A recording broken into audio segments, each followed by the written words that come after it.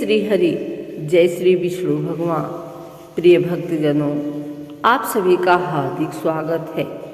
अगहन मास महात्म्य की इस दिव्य कथा में आज हम प्रस्तुत कर रहे हैं अध्याय 14, जो अगहन मास के महत्व, पुण्य और भगवान की अद्भुत कृपा को और गहराई से प्रकट करता है। अगहन मास, जिसे मार्गशीर्ष माह कहा जाता है, स्वयं श्री कृष्ण ने गीता में अपने प्रियतम महीना बताया है। इस मास में किया गया प्रत्येक जप, तप, दान, स्नान और कथा श्रवण सहस्त्र गुणा फल प्रदान करता है।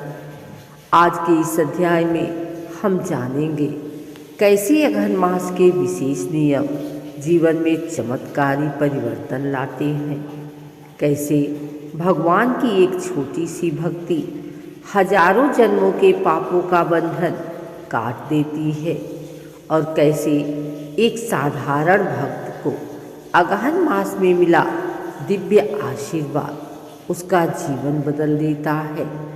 भक्तजनों, इस अध्याय का पठन और श्रवण इतना पुण्यकारी है कि घर में सुख समृद्धि आती है, मन की चिंताएं दूर होती हैं और दुर्भाग्य के योग समाप्त होते हैं। तो आइए पूर्ण भक्ति और श्रद्धा के साथ अगहन मास महात्म्य अध्याय 14 का शुभारंभ करते हैं। हरि स्मरण करें, विष्णु नाम का जप करें और इस दिव्य कथा की ऊर्जा को अपने जीवन में उतारें। कथा प्रारंभ। नगर के दक्षिण दिशा में एक अत्यंत शांत और पवित्र गांव था, गंधारपुर। यह गांव अपने आप में बहुत समृद्ध माना जाता था, परंतु इस गांव में एक ऐसी कमी थी जिसे हर कोई महसूस करता था। लोगों के मन में भक्ति थी, परंतु शुद्ध मन से भक्ति करने का भाव धीरे धीरे कम होता जा रहा था। गांव के अधिकांश लोग पूजा पाठ तो करते थे, परंतु मन कहीं और रहता था। कोई खेती की चिंता में, कोई व्यापार में, कोई घर परिवार की समस्याओं में उलझा था। सबके जीवन में एक अशांति सी थी। इन्हीं लोगों के बीच एक पवित्र और शांत स्वभाव का ब्राह्मण रहता था, धर्मशील। धर्मशील का जीवन सीधा साधा था। कुटिया छोटी थी, वस्त्र साधारण थे, भोजन भी कम होता था, लेकिन मन शुद्ध और भगवान की भक्ति से पूर्ण। धर्मशील प्रत्येक वर्ष अगहन मास आने पर विशेष व्रत, दान, जप और विधान करता था। उसके लिए अगहन मास कोई साधारण महीना नहीं था। वह इसे स्वयं भगवान विष्णु का दिया हुआ अमूल्य उपहार मानता था। वह कहता था, अगहन मास में प्रभु का स्मरण कर लिया जाए तो जीवन में जो कमियां हैं वे भी दूर हो जाती हैं। लेकिन उसका पुत्र अरिमर्दन, वह पिता की बातों को समझता नहीं था। अरिमर्दन युवा था, जोश था, समझ कम थी। उसे लगता कि भक्ति और पूजा से घर नहीं चलता, मंदिर जाने में समय बर्बाद होता है। मेहनत करो, कमाओ, बस वही जीवन है। धर्मशील उसे समझाने की बहुत कोशिश करता, पर वह कहता, पिताजी, अगर भगवान से सब होता तो गरीब लोग कभी दुखी क्यों रहते? क्यों कोई बीमार होता और कोई सुखी? क्यों कोई मेहनत करे और कोई बस भजनों में लगा रहे? धर्मशील मुस्कुराते हुए कहता, बेटा, भगवान केवल उन पर कृपा करते हैं जिन्होंने अपने मन को साफ रखा है। भक्ति बिना लोभ, बिना क्रोध, बिना अहंकार की होनी चाहिए। और अगहन मास में किया गया जप और दान 1000 गुना फल देता है। परंतु अरिमर्दन फिर भी नहीं मानता। अगहन मास का द्वादशी तिथि थी। धर्मशील सुबह सुबह गंगा में स्नान कर लौटा। और प्रभु की आराधना में बैठ गया। वह मधुर और शांत स्वर में विष्णु सहस्त्र नाम का जप कर रहा था। शांताकारम भुजंग शयन पद्मनाभ सुरेशम।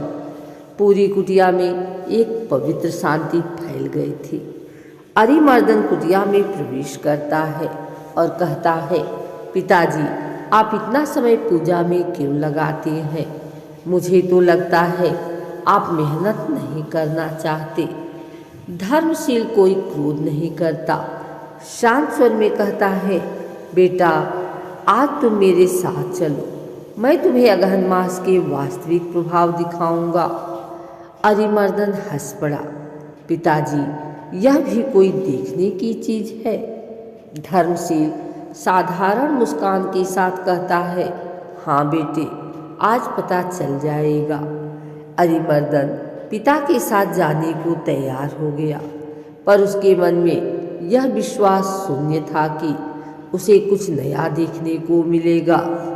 धर्मशील अरिमर्दन को लेकर गांव से कुछ दूर स्थित एक विशाल पवित्र वन की ओर बढ़े। इस वन में एक अत्यंत प्राचीन विष्णु मंदिर था, जो कहा जाता है कि स्वयं ऋषि कश्यप ने स्थापित किया था। मंदिर के आसपास का वातावरण बहुत दिव्य था।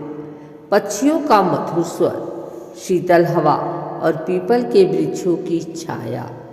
धर्मशील ने कहा, बेटा, अगहन मास में आध्यात्मिक ऊर्जा बहुत बढ़ जाती है। आज तुम कुछ ऐसा देखोगे जो तुम्हें समझाएगा कि भक्ति व्यर्थ नहीं जाती।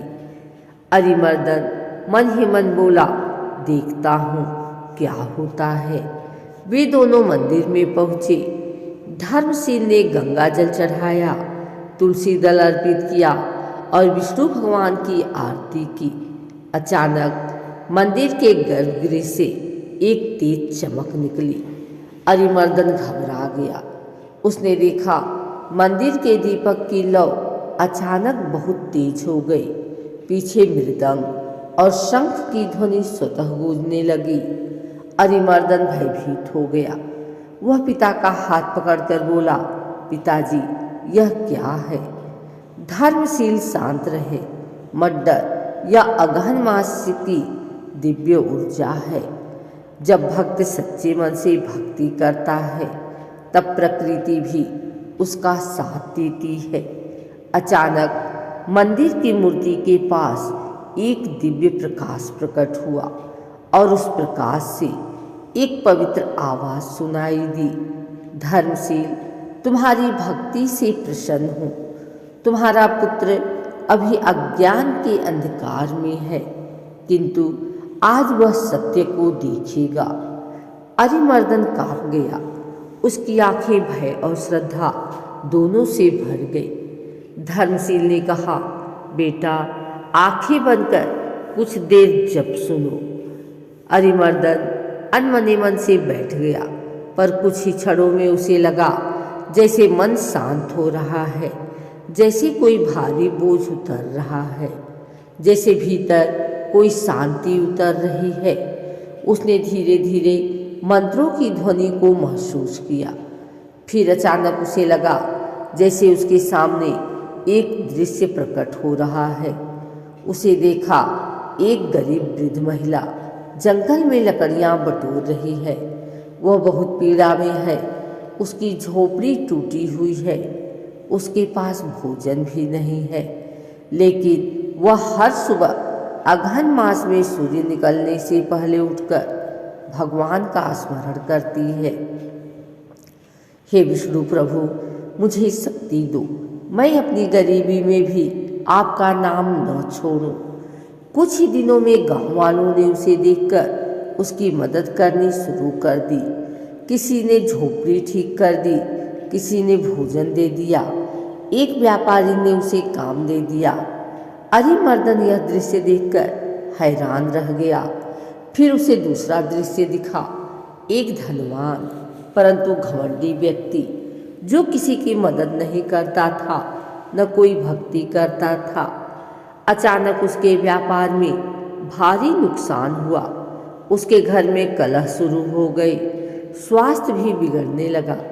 उसे महसूस हुआ जैसे अगहन मास में प्रभु उन लोगों की विशेष रक्षा करते हैं जिनका मन शुद्ध और सरल होता है, और अहंकारियों को विनम्रता का पाठ सिखाते हैं। अरिमर्दन के मन में कपकपी दौड़ गई। उसने आंखें खोली और पिता को देखा। पिताजी, भक्ति सच में इतनी शक्तिशाली होती है? धर्मशील ने उसके सिर पर हाथ रखा। बेटा, अगहन मास वह समय है जब भगवान और भक्त के बीच की दूरी सबसे कम हो जाती है। इस मास में किया गया जब दान और भक्ति सीधा प्रभु तक पहुँचता है। अरिमर्दन का हृदय पिघल गया। उसकी आंखों में आंसू बहने लगे। अब अरिमर्दन के जीवन में बहुत बड़ा बदलाव आ चुका था। वह जो पहले भक्ति को व्यर्थ समझता था, अब वही पिता के साथ बैठकर हर सुबह भगवान विष्णु की पूजा करता था। वह कहता, पिताजी, मैंने जितना समय अहंकार में बिताया, अब उतना ही समय भक्ति में लाऊंगा।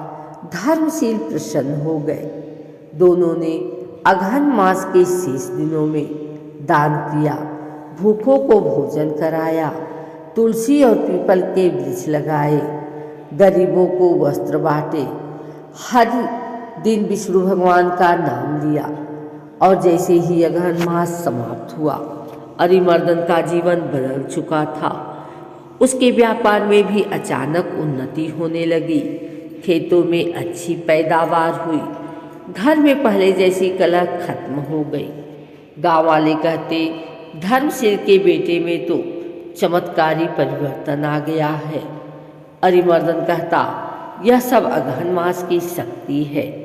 जो कोई भी इस मास में सच्चे मन से प्रभु का स्मरण करता है, उसका जीवन जरूर बदलता है। प्रिय भक्तजनों, अगहन मास की यह कथा हमें सिखाती है कि भक्ति कभी व्यर्थ नहीं जाती। अगहन मास में किया गया जप और दान हजारों जन्मों के पाप काट देता है। अहंकार मनुष्य को नीचे ले जाता है, विनम्रता ऊपर उठाती है।